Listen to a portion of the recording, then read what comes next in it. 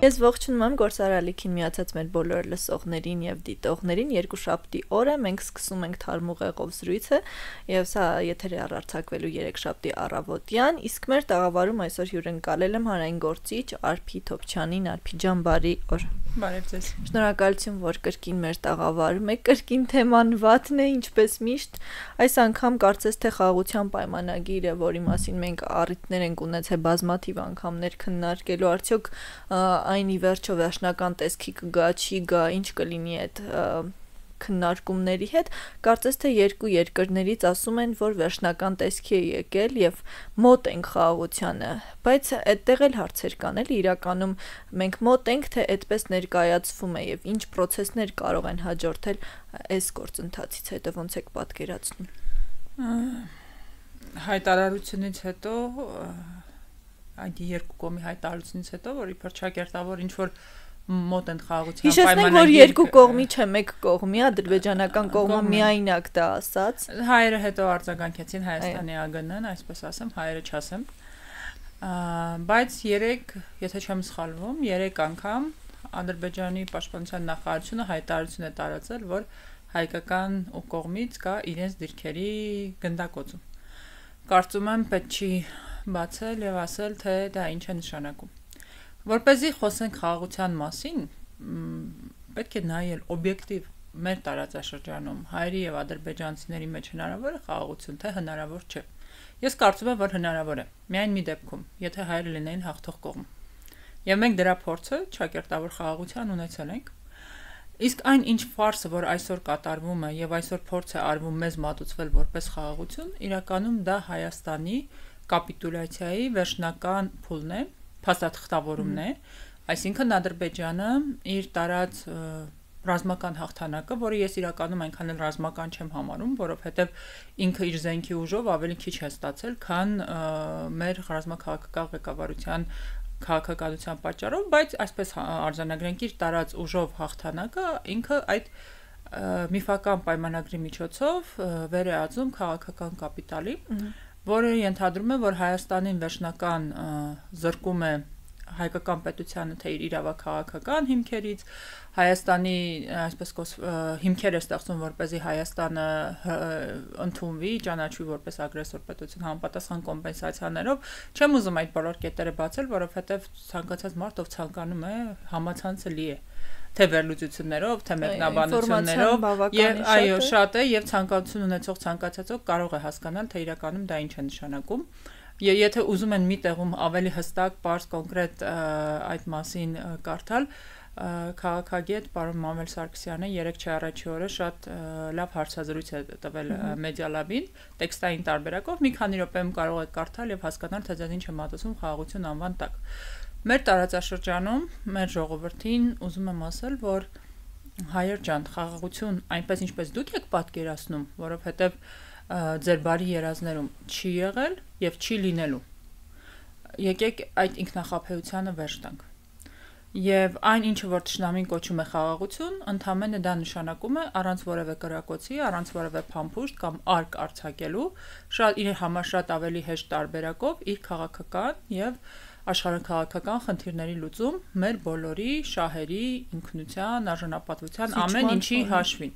Այսինքն դա նշանակում է այն խաղաղությունը, որ Ադրբեջանն է պատկերացնում եւ որը մեր այսպես կոչված իշխանությունները մեզ մատուցում են, ընդհանրապես նշանակում է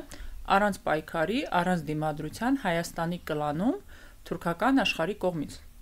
Ընդ որում խոսքը չի գնում միայն Հայաստանի որպես քաղաքական գործընկալանմանը։ Մենք տեսնում ենք, որ հարվածը ուղղված է ընդհանրապես հայկական ինքնությանը ամբողջովին։ Լինի դա մշակույթ, լինի դա ազգային ինքնություն, լինի դա պատմական հիշողություն, ամեն ինչին այդ մենք տեսնում ենք հետևողական ուղղված են այդ հարվածները։ Այսինքն խնդիր է տրված հայության, հայկական գործոն, հայկական քաղաքակրթական ժառանգություն, ինչ անուն կուզեք տալ, ինչ մակարդակով կուզեք անվանեք։ Խնդիր է դրված այդ ամեն ինչը հնարավորինս հեշտ եղանակով կլանել եւ ահա այդ ամբողջ գործընթացը, որը բերում է հայկական գործոնի չեզոքացմանը, որը բերում է հայկական պետության լուծարմանը, որը բերում է հայերի սեփական, հայրենիք սեփական պետություն ունենալու ընդհանրապես հնարավորության չեզոքացմանը, այս իշխանությունները եւ նրանց սպասարկող ճակերտավոր փորձագետները կոչում են խաղաղություն եւ հրամցնում են մեզ բոլորիս։ Սա է իրականությունը։ Եվ մենք գործ ունենք մի այնպիսի ապրում ենք այնպիսի ծուր հայելիների թագավորությունում եւ գործ ունենք տեսեք ինչպիսի իրականության հետ։ Խոսում ենք այդ թվում նաեւ ես, որ պետք է ստեղծել դիմադրություն, պետք է պայքարել, պետք է թույլ չտալ այդ սցենարի իրագործումը, որովհետեւ դա անգամ միջին վիճակագրական հայը, որը գուցե իրեն շատ հայրենասեր չի համարում, գուցե հերու է, չգիտեմ, ցանկացած տեսակի քաղաքականությունից կամ ընդհանրեն ուզում է հանգիստ ապրել իր օրը։ Սա այլևս քաղաքական հարց չէ։ Սա անգամ այդ հայը վաղը բախվելու է իր համար անլուծելի եւ իր համար շատ անընդունելի մի իրավիճակի, երբ անգամ իր նեղ սահմանները, որը ուներ ինքը սրբությունների հետ կապված, իր ինքնության հետ կապված, դրանք խոցվելու են, դրանք ոտնահարվելու են եւ նա չի կարողանալու այդ նվաստացած անարժանապատի վիճակից դուրս գալ։ Եվ վերադառնամ իմ նախորդ խոսույթին, ինչպիսի իրավիճակ մենք ունենք Հայաստանում։ Քանի որ այդ ամբողջ նվաստացումը, ստորացումը, կապիտուլյացիան քաղաքական առումով, որը փաթեթավորվում եւ մատուցվում է խաղաղության անվան տակ, յուրաքանչյուր մարդ, ով դեմ է խոսում այդ օրակարգին, ով ասում է, որ հայությունը պիտի պայքարի, որովհետև ուրիշ տարբերակ չկա, մեզ այլ ելք չեն թողել, մեզ ավտոմատ պիտակավորում են որպես պատերազմի հրձիկներ։ Այսինքն մեզ ասում են, որ տեսեք, եթե դուք չեք ուզում ընդունել Ադրբեջանի պահանջները, ուրեմն դուք ուզում եք պատերազմ։ Մենք ասում ենք, որ մենք արդեն պատերազմի մեջ ենք, սրա ելքը ոչրված է, այս ելքն է։ Եվ ինձ շատ են զարմացնում այն մարդիկ, ովքեր այսօր պահանջում են իշխանություններից հրապարակել, թե ինչպիսի կետեր են լինելու այդ խաղաղության պայմանագրում։ Ադրբեջանը 5 տարի է խոսում է այդ մասին։ Ես իրոք ուզում եմ հասկանալ այդ մարդիկ ինչով են մտածում։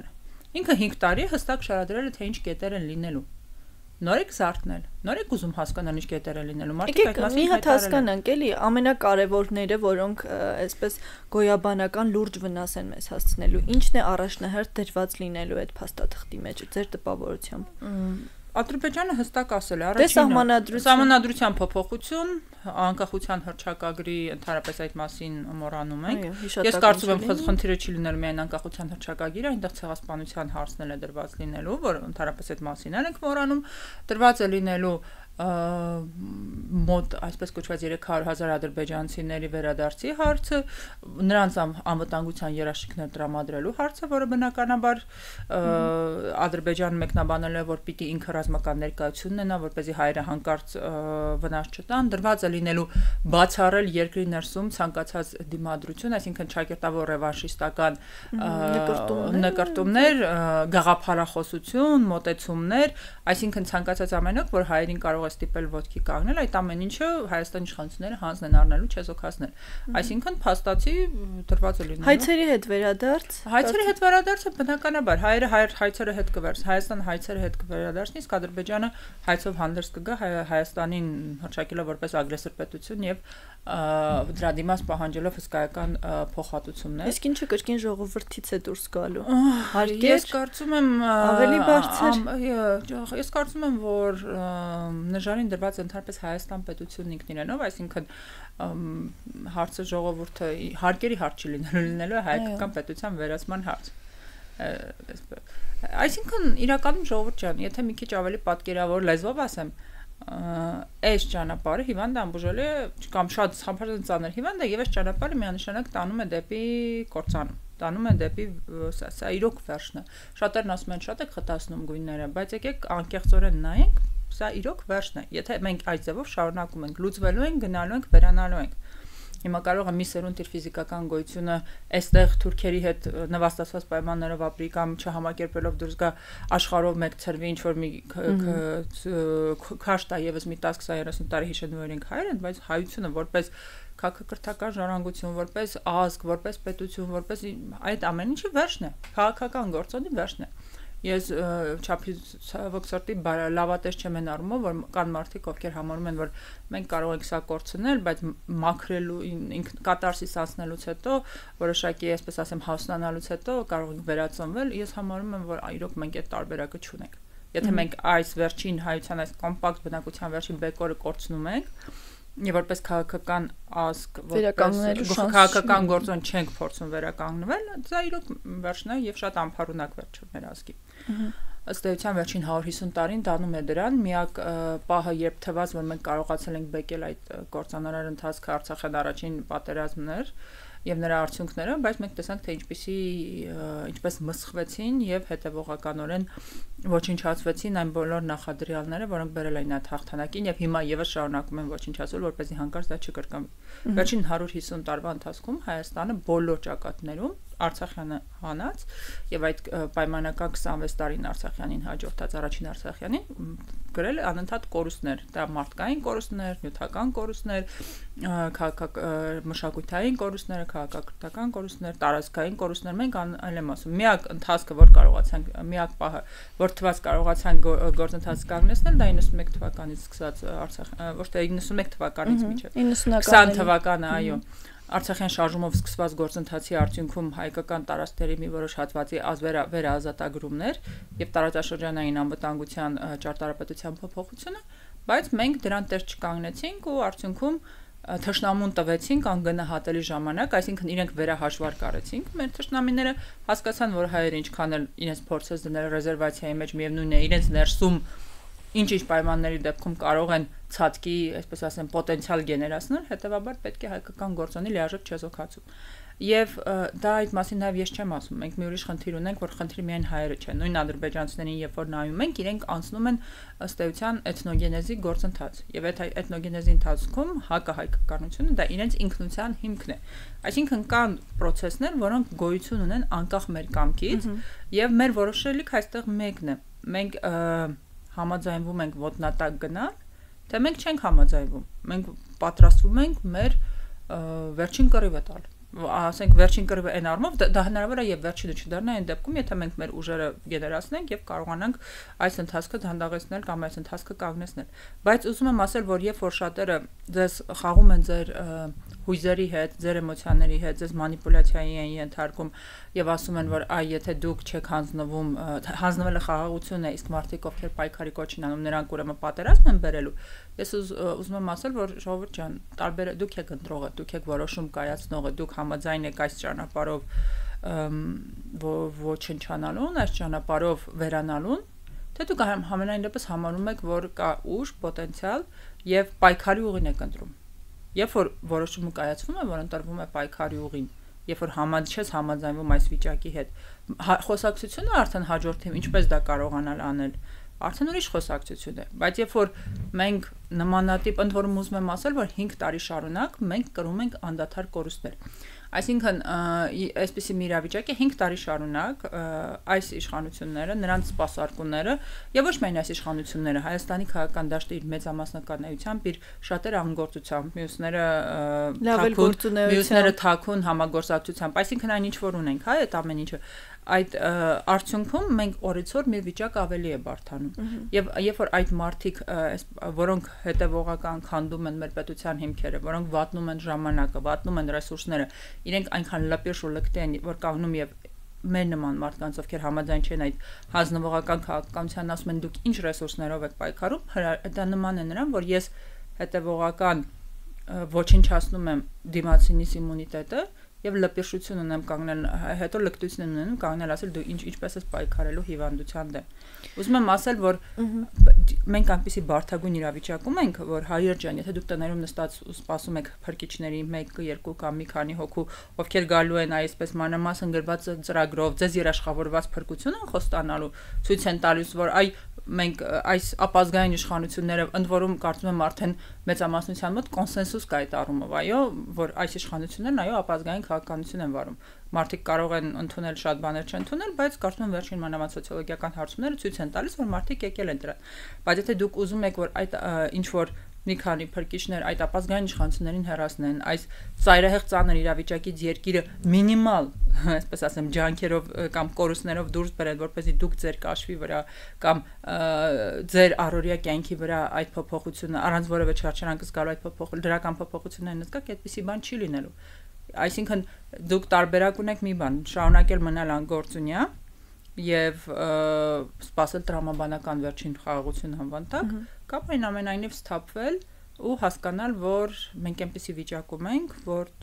ուղղակի եմ ասում ուժերի գերլարման տարբերակով են կարելի դուրս գալ, որովհետև յուրաքանչյուր օրը մեր վիճակը ավելի է բարդացնում, յուրաքանչյուր օրը անգամ արտաքին հնարավոր, այսպես ասեմ, խաղացողների հետ ինչ որ համագործակցության եզրեր գտնելու հնարավորություններն էլ է նվազեցնում, որովհետև Ադրբեջանը ցույց է տալիս, որ ինքը այս տարածաշրջանում լուրջ ուժ է եւ նախընտրում են իր հետ աշխատել։ Համարում են, որ հայերը վերջ արդեն սպառվել են, ընդհանրապես հայերին իրենց հաշվարկներում պետք չի դնել։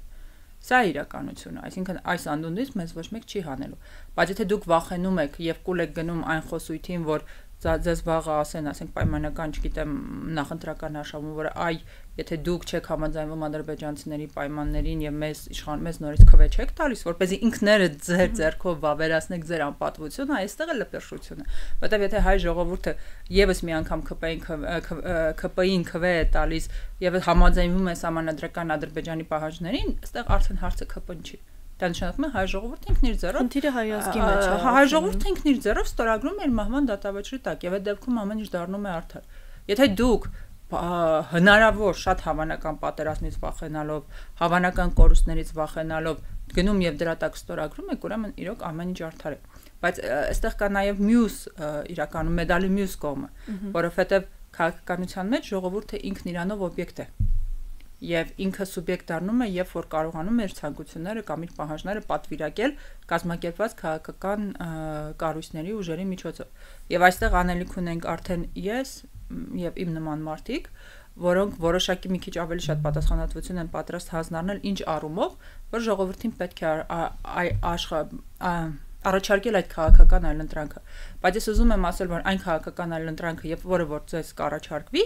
դա պիտակավորվելու է հենց առաջին օրից այն, որ ինձ արդեն այդ առումով վաղուց են պիտակավորում, բայց նաև մյուսներին, որ եթե դուք պայքարի կոչ եք անում, ուրեմն դուք քաղաքական հրձիկներ եք, դուք երկիրը տանում եք պատերազմի։ Ու ժողովրդի ու երբ որ ժողովուրդը խոսույթ է։ Իհարկե այդ խոսույթը վաղուց կա եւ այդ խոսույթը գնալով ուժգնանալու է, բայց ժողովուրդը վաղ թե ուշ, երբ որ ինքը կստանա իրեն առաջարկված այլընտրանքը, եւ այդ այլընտրանքը առաջարկող մարդիկ իրեն անկեղծ ասելու են, որ հայեր ջան, մենք այնպեսի վիճակում ենք, որ մենք ամեն վարքյան պետք է պատրաստ լինենք լայնածավալ ռազմական գործողությունների, որովհետեւ պատերազմը չի դադարել։ Ճայլամային քաղաքականությունը չի այսինքն եթե մենք անկեղծորեն ժողովրդի հետ պիտի խոսելու ենք անկեղծորեն եւ ասելու ենք այն ծայրագույն վիճակը, որը կա եւ ինչեր է պահանջվելու, որպես այս վիճակից դուրս գանք։ Եվ եթե դրանից հետո ժողովուրդը այլընտրանքը ստանալուց հետո ինքը որոշում կայացնի ավելի հեշտ ճանապարհով գնալ եւ ստորագրել դատավճիռը, ես կարծում եմ արդեն այստեղ իրոք ամեն ինչ արդար է, որովհետեւ Միջև որս արդար չի եղել, շատերը կարող են մեղադրել, ես կատեգորիկ տար խոսույթին դեմ եմ, որովհետև միշտ համարել եմ, որ նրան ընտրության հնարավորություն չի տրվել։ Բայց երբ որ մոտենում է անկեղծության պահը եւ ընտրության հնարավորություն կտրվի, քո ճակատագիրը, այ կան մարդիկ, ովքեր այս տարբերակն են առաջարկում եւ այո, ասում են, որ ծանրագույն կորուստների դեպքում հնարավոր է մենք կարողանանք այս աղետալի վիճակը կանգնեցնենք եւ դուրս գանք, արժանապատվորեն պայքարի մեջ մտնենք։ Եվ մյուս մարդիկ, ովքեր ասում են, որ չէ, մենք պիտի ամեն ինչ հանձնենք, ստորանանք, միջև վերջ ստեմանանք, երբ որ ժողովուրդը այդ առաջարկների մեջ ընտրությունը կանի, այն ժամանակ արդեն կերևը։ Սթափության կոչ արեց նաև Ռոբեն Վարդանյանը Բաքվի բանդից, հաշվի առնելով թե ֆիզիկական, թե հոգեբանական վիճակը, որում նա այս պահին գտնում է եւ ոչ միայն նա, մեր բոլոր ռազմագերիները, սկսած դեռ տարիներ առաջվանից մինչեւ նրանց այնտեղ հայտնվելը, իրականում այդ կոչերում ինչ կարեւորություն կար եւ արդյոք դա որևէ կերպ կազդի հանրության տրամադրվածության վրա, իշխանության հանդեպ հետագա ընտրություններին հնարավորին արդար ու կարեւոր որոշում կայացնելու վրա, ոնց եք կարծում։ Ես ճիշտն ասած այդ կոչերին հաշվի առնելով, որ մարդիկ գտնվում են թշնամու ձեռքում եւ նրանց կողմից ամբողջովին վերահսկելի են, որոշ վերապահումներով են մոտենում։ Մեր հանրությունը էմոցիոնալ հանրություն է, հնարավոր է ազդի այն դեպքում, եթե հավաքական առումով կա այն գիտակցումը, որ այսպես շարունակվելու դեպքում վաղը մյուս օրը այդ մարդկանց փոխարեն նստարանին կարող են հայտնվել իրենից յուրաքանչյուրը։ Ադրբեջանում, ընդ որում դա գաղտնիք չէ, որ Հայաստանի Հանրապետության արևելյան սերի քաղաքացիների մեծ մասը ծառայել է Արցախում եւ շատ հանգիստ վաղը մյուս օրը ինքը կարող է խնդիրներ ունենալ։ Եթե այդ առումով գիտակցումը լինի, լուրջ որոշում կայացնելու գուցեև լինի։ Ինչ վերաբերում է ռազմագերիներին, ես առհասարակ աշխատում եմ այդ առումով լրություն պահպանել, որովհետեւ ունեմ իմ հասնական մոտեցումները, բայց թույլ չեմ տալիս դրանք բարձրացնել զուտ այն պատճառով, որ մարդիկ հիմա գտնվում են մեղմ ասած մեր գտնվում են թշնամու ձեռքում, բայց կարող եմ ուղղակի ասել, որ երբ որ մարդիկ դա երևի ամենակիչն է Ռուբեն Վարդանյանին, այսպես ասեմ, վերաբերում, բայց երբ որ տարիներ շարունակ դու հայտես տարիներ շարունակ մարդիկ Արցախում առաջնորդ են եղել, պաշտոններ են զբաղեցրել եւ այլն, իրենք պիտի բավականաչափ քաղաքական գիտակցություն ունենային մի վերջին անգամ թշնամու ձեռքում գործիք չդառնալու համար։ Ես այդ կարծիքին եմ։ Շատերը կարող են ասել հեշտ է խոսել, բայց երբ որ մարդը գիտեք նախկինում ով էր դառնում առաջնորդ, ով որ հանձներ առնում իր վրան ավելի շատ մեծ պատասխանատվություններ վերցնում, քան ասենք ցեղախմբի հասարակ, չգիտեմ, անդամը կամ հետագայում հասարակ քաղաքացին կամ հպատակը, եւ հետեւաբար երբ որ դու քո վրա ավելի շատ պատասխանատվություններ վերցնում, դու նաեւ օգտվում ունեիր շատ ավելի առավելություններ։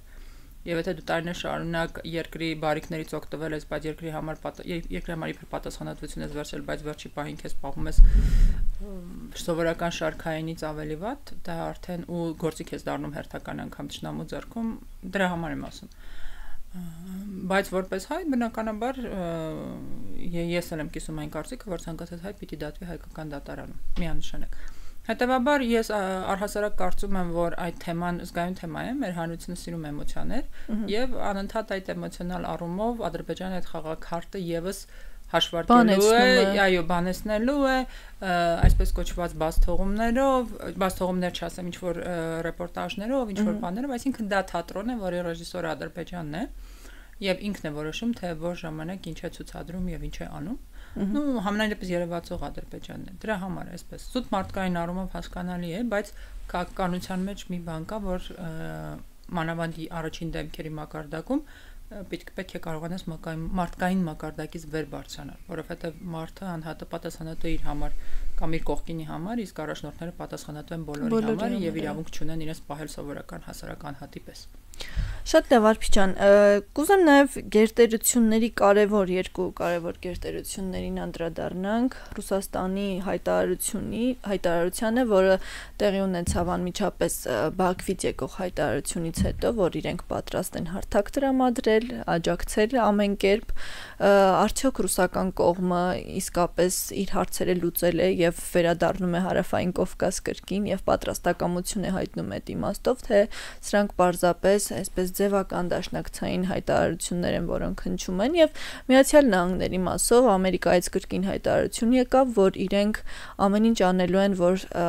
աշխարհում խաղաղություն տիրի եւ ոսկե ժամանակաշրջանը խաղաղ ապրելու կարծես թե մոտ է եւ Թրամփը տանում է դրան աշխարհ, հաշվի առնելով նաեւ ռուս-ուկրաինական տրամաբանության մեջ տեղի ունեցող զարգացումները։ Ձեր կարծիքը կուզեմ իմանալ, ինչ եք կարծում։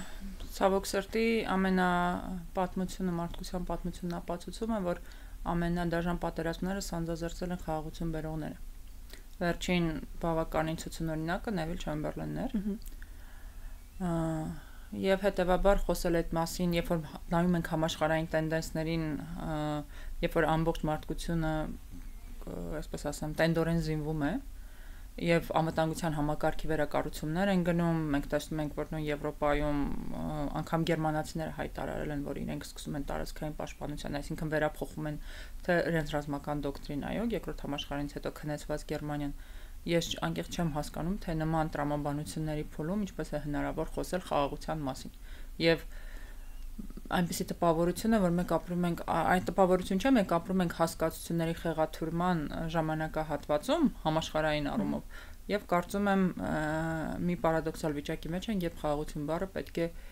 հարմարեցնել երևի կամ նույնն է ինչ որ պատերազմը։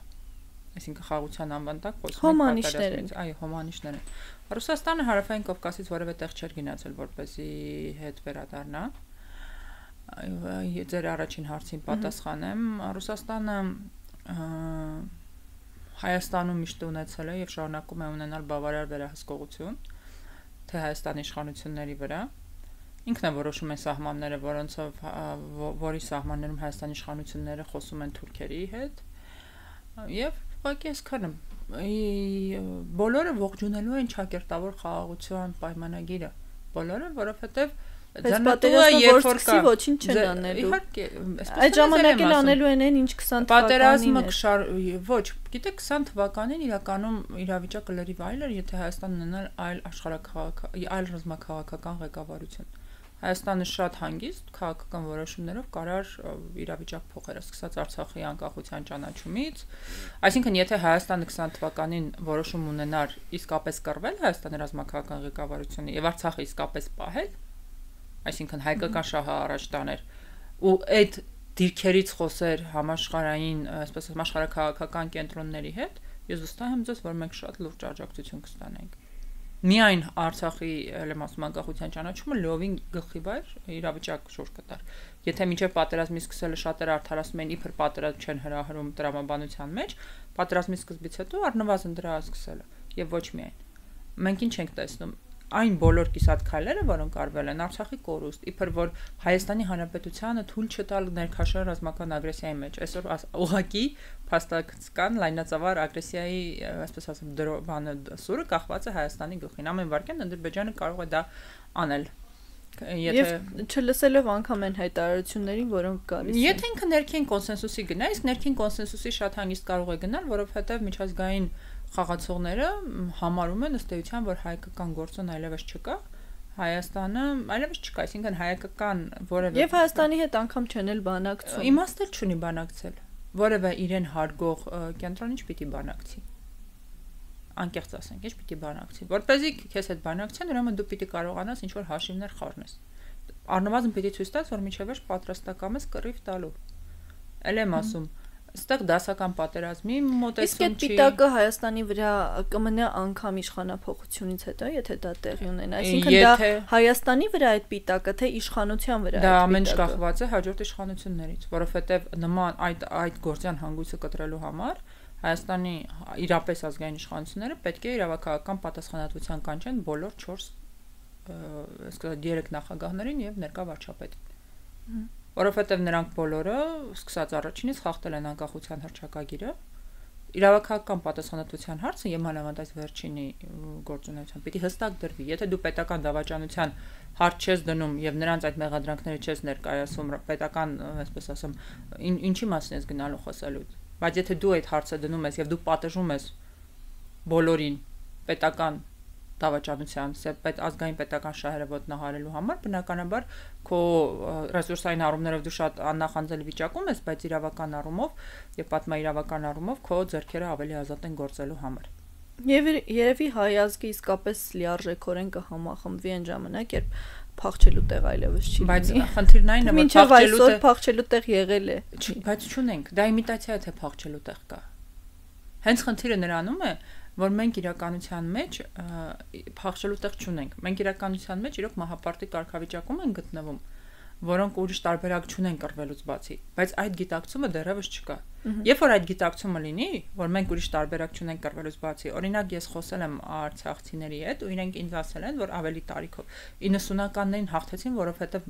այդ գիտակցումը կար, որ ուրիշ տարբերակ չկա, կռվելուց բացի ուրիշ տարբերակ չկա։ Գուցե դա կպայմանավորված էր նրանով, որ 90-ականներին Արցախում, ասենք, ռուսական զորք չկար։ Մնացել ենք մենք մենակ ու մեր դիմաց թշնամիներ։ Ես չեմ կարող ասել, այսինքն չկար այն հույսը, որ ռուսները կպաշտպանեն, կփրկեն եւ այլն, կամ գուցե Կոլցոյի բաները շատ ավելի թարմ են։ Ես չեմ ուզում մտնել այդ խոսույթի մեջ։ Խնդիրը նրանում է, որ մենք իրականում բոլորս մահապարտներ ենք, բայց հավաքական գիտակցումը չկա։ Ու անգամ հանձնվելու տարբերակը դա փրկություն չէ, անգամ հանձնվելու տարբերակը դա լուծում չէ։ Երբ որ այդ հավաքական գիտակցումը լինի, հնարավորություններ էլ կլինեն։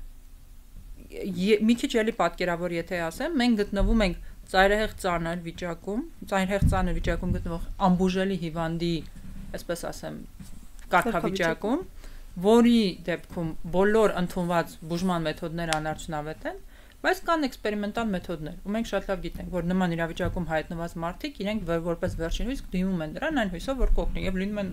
կան դեպքեր, որոնք օգնում են։ Մենք այդ կարգավիճակում ենք։ Եվ նման կարգավիճակում դասական մոտեցումներ որդեգրել, նման կարգավիճակում ես չեմ կարող անգամ իմ կյանքը մի ամիս առաջ պլանավորել, մարդիկ տարիների պլաններ են կազմում ստրատեգիական, շատ լավ է, բայց եթե դա ամենատարօրինակն է իրականում։ Ես գիտեք, այդ ամեն ինչ ինձ համար կարևոր է մի տեսակետից, որ եթե այս պահին ինչ որ հրաշքով մենք կարողացանք խնդիրը լուծել, առաջիկա կես տարվա կամ 1 տարվա 5 կամ 10 տարվա պլանները արդեն կան։ Այս շատ ավելի հեշտ է լինելու։ Խնդիրը ոնց անել այդ առաջիկա մի տարին իրականում դիմանալ, որովհետև շատերը համարում են, որ իշխանափոխությունը իհարկե գերխնդիր է այն առումով, որ իշխանափոխությունը, եթե իրոք իշխանությունը գալիս է ազգային շահերով առաջնորդվող մարդիկ եւ վճռական մարդիկ, կարելի ասել ճակերտավոր մահապարտները, հա, քաղաքական առումով, որովհետև իրականում երկիրը այսօր այնպիսի վիճակում է, որ նման պատասխանատվություն վերցնելն իսկ արդեն լրջագույն մարտահրավեր է ամեն յուրաքանչյուրի համար, անկախ նրանից թե մարդը երկին ինչքան է սիրում, բայց գալիս են մարդիկ ու խնդիրը ոնց ես դու առաջի կես տարին ու մի տարին դիմանալու, որովհետև մեծ այլեմ ասում լայնածավալ ռազմական ագրեսիայի խնդիրը, այսինքն պիտի կարողանաս ոչ միայն երկիրը համակարգերը բոլորը կազմաքանդված են, երկրի ներսում իրականում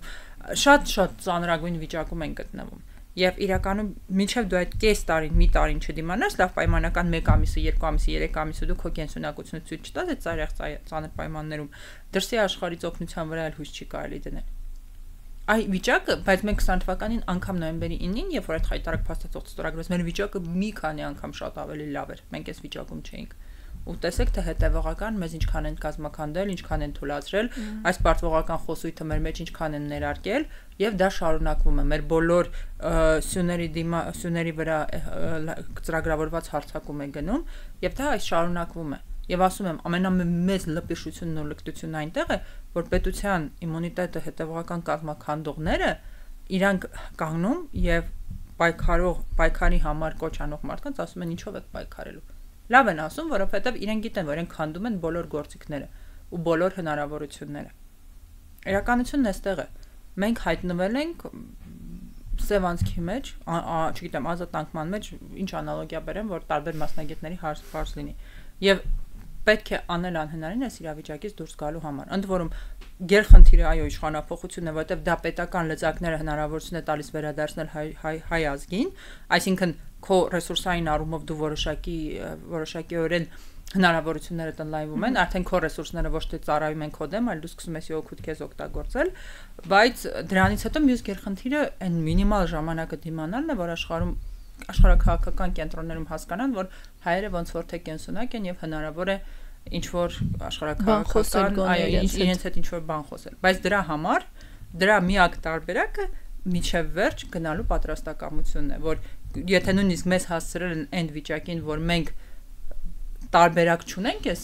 անհավասար գոյության կառվում հաղթող դուրս գալու համար, պիտի նոր տարբերակ օրինել։ Այո, ուրեմն այդ գինը, որ պիտի վճարվի մեր անանալու, մեր վերանալու համար, չափազանց թանկ է լինելու ձեր համար, լավ մտածեք։ Ըստ էության այդ օրինակը շատ լավ են բերում, հա, ինչի բոլորն ասում են, ինչի Գերմանիան չհարձակվեց Շվեյցարիայի վրա։ Այնտեղ կա քաղաքական կոմպոնենտը, ես դրան չեմ ուզում անդրադառնալ, որ բոլորն էլ պետք է չեզոք երկիր համաձայնություն, բայց նաև կա ռազմական առումով, որովհետև իր այդ քաղաքական չեզոքությունը, որը բոլորին ձեռ է տվել, Շվեյցարիան ապահովել է իր ռազմական ինքնուրույնությամբ, որովհետև երբ որ պատերազմը սկսում է, հաշվարկում են տրված վնասը, արժի թե չարժի, այն կորուստները, որ դու կրելու ես ինչ որ մի արդյունքի հասնելու համար, արժի թե չարժի։ Եվ նույն կերպ թշնամու համար արդյոք արժի հարձակվել թե ոչ։ Հենց թշնամին ինքն է մտածում, այսինքն արժի հարձակվել թե չէ անհաղթահարել ցանկացած տարբերակի դեպքում հնարավոր է որ գալիս է մի պահ, երբ որ ռեսուրսային համապատասխանությունը դառնում է որոշիչ, բայց այն կորուստները, որոնք տրվելու են, արժի թե չարժի։ Այսինքն մենք իրականում մի վիճակի մեջ ենք, որ նստել ել եմ ասում գիտահետազոտական, չգիտեմ, sense հաշվարկներ անել, չէ, ժողովուրդ, այս քայլն է, կոնկրետ այսօր այս պահին։ Իսկ եթե ել եմ ասում, այլընտրանքը ժողովրդին առաջարկվում է եւ ժողովուրդը մեկ որոշում է, որ ինքը գնում է կապիտուլյացիայի ճանապարհով, ուրեմն հնարավոր չի փրկել այն հիվանդին, ով ապրել չի ուզում։ Ամեն ինչ տրամաբանական է, ամեն ինչ օրինաչափ է եւ եկել է եւ այսքանը։ Շնորհակալ եմ Արփի ջան զրույցի համար։ Մեզ լսողներին դիտողներին հիշեցնեմ, որ թարմ ուղեղով իմ զրուցակիցը հանրային գործիչ Արփի Թոփչյանն էր, գործարարիքի տաղավարում։ Շարունակեք հետևել մեզ, կհանդիպենք հաջողություն։